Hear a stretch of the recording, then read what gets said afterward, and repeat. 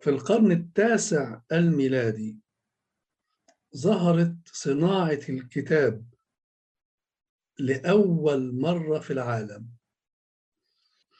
وده كان في العصر القبطي.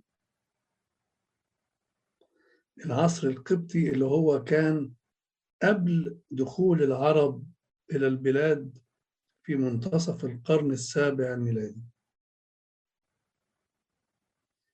واللقباط كانوا بيستعملوا البردي في الكتابة، ورق البردي كانوا بيستعملوه في الكتابة لحد القرن التاسع الميلادي، وبعد كده استبدلوا البردي بالرقوق، ودي استمر استعمالها في الكتابة لحد القرن ال12 الميلادي.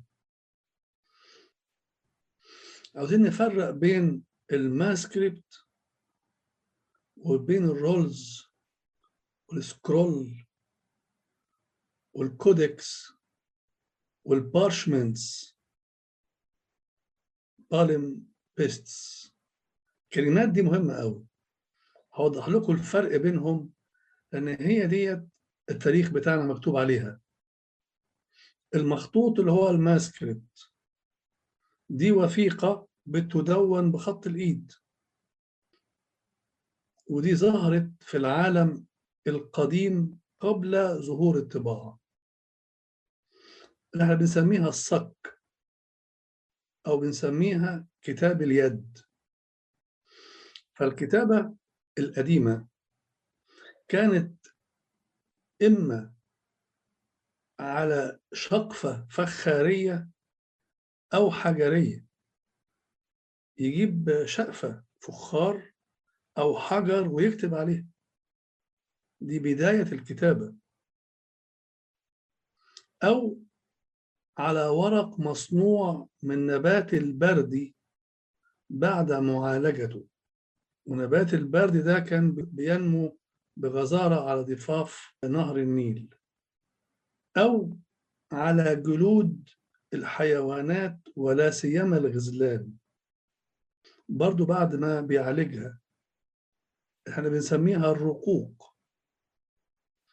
على كده فالمخطوط بيتكون يا إما من صحيفة واحدة يعني وان شيت، أو من عدة صحائف بتتخيط إلى جوار بعضها فبتشكل شريط طويل ملفوف على شكل اسطوانة، ودي اللي هي بتسمى اللفائف اللي احنا بنسميها الرولز أو سكرول.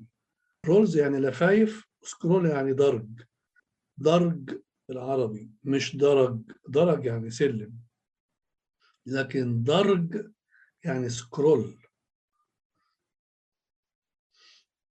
فإما إن الشيتس دي تتخيط في ديل بعض ديل بعض ديل بعض تعمل شريط طويل قوي ويتلف زي الاسطوانة، أو تتخيط فوق بعضها تشبه الكتاب الحديث.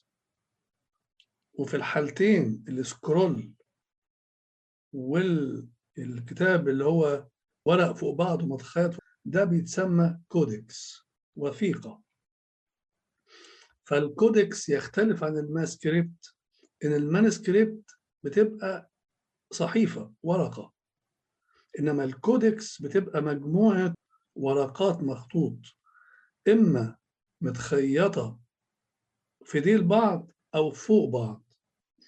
أما عن ورق البردي فكانت مصر هي أكبر مركز في العالم لصناعة ورق البردي وتصديره إلى كل أنحاء المعمورة. كان في الفترة من القرن الأول قبل الميلاد لحد القرن السابع الميلادي.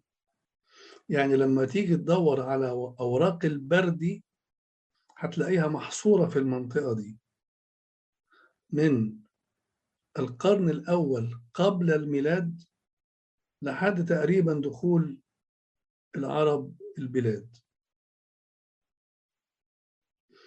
أما الرقوق اللي مسميها البارشمنتس، اللي هي كتابة على جلد الغزال، فكانت بيستعملها الأقباط لحد القرن ال 12 الميلادي، بعد أن توقفت الكتابة على أوراق البرد. توقفت الكتابة على أوراق البرد تدريجيا. بدأ هذا التوقف من القرن الرابع حتى توقف نهائيا في القرن التاسع الميلادي. الرقوق دي اللي هي الكتابة على جلد الحيوانات ولا سيما الغزال، كان من صعوبة تجهيزها لما كانوا يحبوا يكتبوا ومش لاقيين، كانوا يمسكوا جلد ده يمسحوا اللي عليه ويكتبوا عليه كتابة جديدة. الحالة دي بقى بتتسمى palimpsests، يعني كتابة فوق كتابة.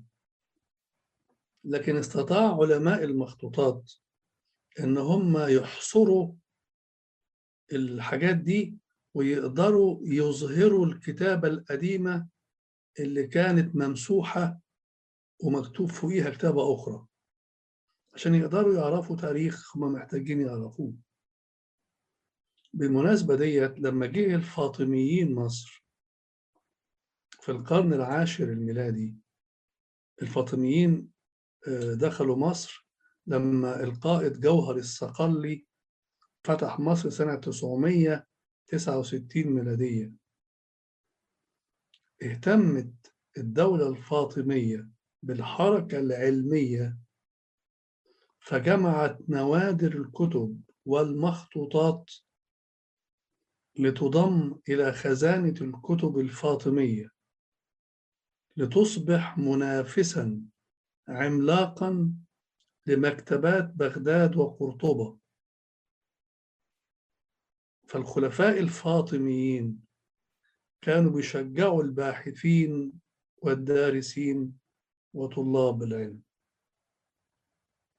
اللي خلى الفاطميين عملوا كده هو الثراء اللي كان بيحتفظ به الأقباط قبل مجيء الفاطميين، إنه كانوا كاتبين كم ضخم جدا من المخطوطات والرقوق.